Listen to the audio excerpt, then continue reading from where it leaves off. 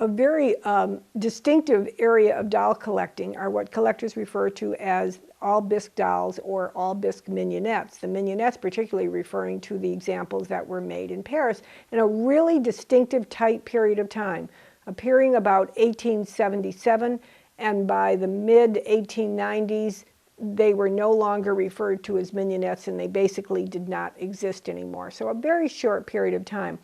In 1877, a gentleman, Mr. Soustrak, deposed a design for a little miniature doll that would have ball jointing in its elbows, which would be really, really rare to find and absolutely wonderful. But in the meantime, what we start to see in 1878 at the International Paris Exposition, people that were making their applications to show the dolls that they were made, and for the first time, you begin to see the word mignonette appear. Mignonette, people who said they specialized in mignonettes, referring to the tiny little dolls, most of them under 20 centimeters. So mostly under 4.5 to 5 inches. And these dolls were sold by themselves, or they were sold costumed, or they were sold in boxes laid in with wonderful trousseaux, which still can on very, very rare occasions be found today. The dolls were marketed and they were called by the wonderful name of poupées à poche, pocket dolls, which I think is a great description for them, because I can imagine a child owning a doll like this, and it's like her little friend she could take with her wherever she went. And I guess you can today too if you're a collector and you want to have them. I have here an example of some of the, wow, probably more than 50 of these mignonettes, the French all-bisque mignonettes, the poupées à poche, that are from the Susan Whitaker collection. And in looking at them, what I want you to see, so many of them have their very, very stylized original costumes. I'm going to turn some around so you can be looking at their costumes and see how wonderful they have been preserved. Not only the dresses, but the hats as well. In this case, with a wonderful train. I had always looked at these dolls and I'd been so charmed by the costumes and by their presentation that I never really looked at their faces until one collector said, I showed one to a collector once and she said, oh, I like this other one better. And I said, why? It doesn't even have a costume. And she said, but its face, I love its face. And then I started looking at the costumes of all of them. And then I started looking at their faces. And I do realize, as tiny as these dolls are, every face is truly different in the way it's painted, in the way it's presented. Some of them have this very, very prim look. Some are very pert. Some are almost smart aleck. Some are very serene and elegant. This one is, look at this costume of the bride. Look at that extraordinary, extraordinary hairpiece. Wax orange blossoms, beading, tulle, scrunched up tulle. Look at her lovely gown extending in the back with a train. Very, very fine. We make a joke at the auctions that, well, these are great to collect because you can always take another one home and your person you live with will never know you brought in another doll. But you'll know because you'll enjoy seeing them so much. Just such gorgeous costumes. Look at the back of this one. It's absolutely wonderful, including, look at that extraordinary hat she's wearing. And her original wig coming way down to her hips in that style they marketed in France. They called flottante, almost like floating hair. And then I want you to look at them and notice that the variation of the painting of the boots on all of these dolls. Boots and stockings, a lot of different variations. So a child could go into a store and she might want to get a barefoot one. She might want to get one with blue shoes and straps and white stockings, or she might want black ankle boots, and she could look at this supply that was there and choose the one that she wanted. Now I told you I wanted to show you a couple of really rare examples here too. I told you about the Soustrak patent. Oh, by the way, who made these dolls? We don't know. We don't really know. There's not been any great research that has been able to find out exactly who particularly made the dolls. Some people hypothesize that they were actually made in Germany for the French market, and that's possible. But we found a few that do have markings, FG markings. So it's just not known yet, and it's a great area of research if someone wanted to go deeply into it that they could try to do. Now look at this little girl. jointed elbows. These are little tiny ball joints in her elbows, and these were from the original design done by Mr. Soustrak.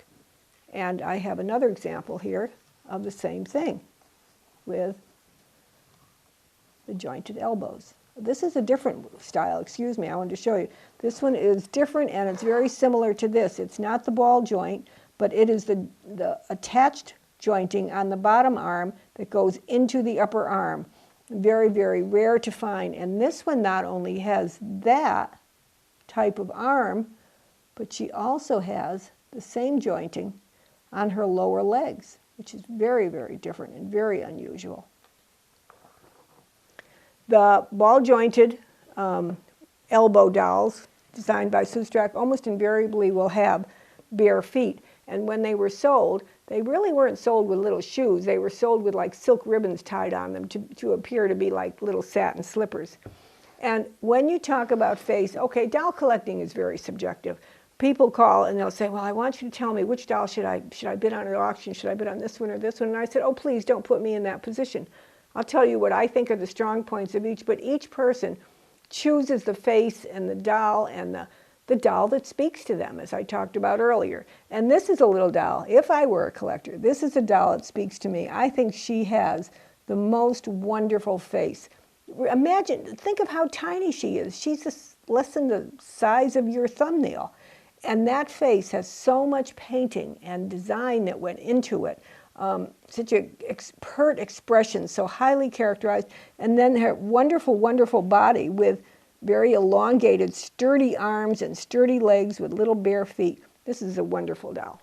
Now, I mentioned to you before that many people think that the little all-bisque mignonettes that I just showed you, the very distinctively French ones with their slender bodies and long limbs, could have been made in Germany. One of the reasons they think that is that many of the all-bisque dolls that were being produced at this time, beginning in the middle of the 1880s, about 1885, 86, 87, were indeed made by a very prominent firm in Germany, the Simon & Halbig firm. And to complicate things even more, they were sent to Paris, where they were sold by Parisian luxury doll shops such as Au Nombleur and presented basically as French dolls, but they were made by Simon & Halbig. Whatever you choose to call them today, and so much research remains to be done on this, you call them beautiful. Let's just go with that, because that is absolutely a fine point. And I have an example of a lineup of them here today, probably 90% made by the Simon & Halbig company, some of them even bearing their initials, others unmarked. But what I wanted you to notice was the variation in faces and the modeling and the expressions once again, closed mouth and open mouth and teeth and different style of teeth, some really chubby, some quite slender, and many having their original costumes, either factory costumes or boutique costumes at the time. The other thing I wanted you to notice is look at their feet, look at their legs. The different, I think every single one of these dolls has a variation of painting of the shoes and the boots.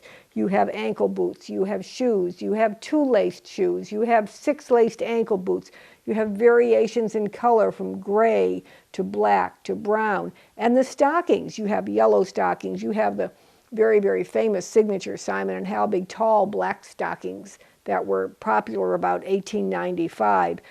You have shoes over here, little gray ankle boots with their tassel trims at the top that are wonderful. You have tall ankle boots. You have so many variations. There's a very, very rare peach shoes in here as well. And so all of these different styles, again, gave children a choice of what they could choose in their doll. And the dolls were so beautifully constructed as well. They were made during this time period. The jointing was basically a peg jointing, and you can see here on the shoulders of this doll, for example, it would be a 5-piece body with the peg jointing at the upper arms and the peg jointing at the hips. And of course, the swivel head, allowing the doll to be manipulated and played with, but with a beautiful kid lining inside the neck of the torso, so it wouldn't be chipped when the child was playing with it. It could smoothly pivot back and forth from one side to another. So it's a wonderful collection of dolls, so carefully collected by Miss Whitaker over the years and offered. Now, while the Simon and Halbig firm of Germany were making dolls that we know were sold in Paris and marketed as French dolls, there was another very, very prominent firm in Germany that I believe the dolls were really being sold as German dolls and being marketed from that firm, and that is the Kestner firm. The dolls have a distinctly different look. They're all bisque dolls, definitely not mignonettes, because not only are they not tiny, tiny, but they're also pretty plump and hearty looking. And that was a distinction between those and the earlier ones we saw, which tend to be slender bodied. The all bisque dolls put out by the Kestner firm and their related firms of the time, such as Kling, are shown here on the table now. And you can see the very distinct difference in the faces. Very chubby faces with very full cheeks. The bodies themselves are very, very plump. There's one body, this one, I'm going to push to the forward to show you, that collectors for years have referred to as the French wrestler, for no reason, I think, other than it looks like a wrestling body, and certainly having nothing to do with being a French doll. But if you look at the way that body is modeled, with the joints and the very sturdy legs and the arms like this, and then those tiny little ankles, very, very distinctive and actually very sought after, very desirable doll. Once again, many, many different kind of faces, and we have closed mouth, open mouth, square cut teeth, little tiny teeth. We have all sorts of variations that were shown on the dolls. We again have variations in boots, and this one in particular I wanted to show you because I think these purple boots, I've never seen these before. I think they're pretty, pretty rare. She has a lovely costume that complements the boots. And they even made them with bare feet. And we have over here two examples of wonderful little chubby-faced girls in their original costumes, and they have bare feet and with little shoes and socks. And I wanted to show you actually took the shoe off of one of them so you could see the little bare foot and how tiny they are. They're so funny because they're so different than the rest of their bodies, which are so husky. You almost wondered how little feet like this could support the children. And then two other examples of little barefooted children going down to a very, very tiny size. And as the century went by, and it began to be like the turn of the century, 1900, 1910, Kestner continued to be one of the most prolific makers of the all bisque dolls, and this is an example of one of the very rare large sizes that they made. At the time that this was being made, the German doll makers had started to move into making all bisque dolls that were characters, googlies, character expressions, and I'm going to show you some of those in the next segment on the googly dolls from the Whitaker collection. And then one final thing I wanted to show you from this wonderful group of all bisques are over in this section right here.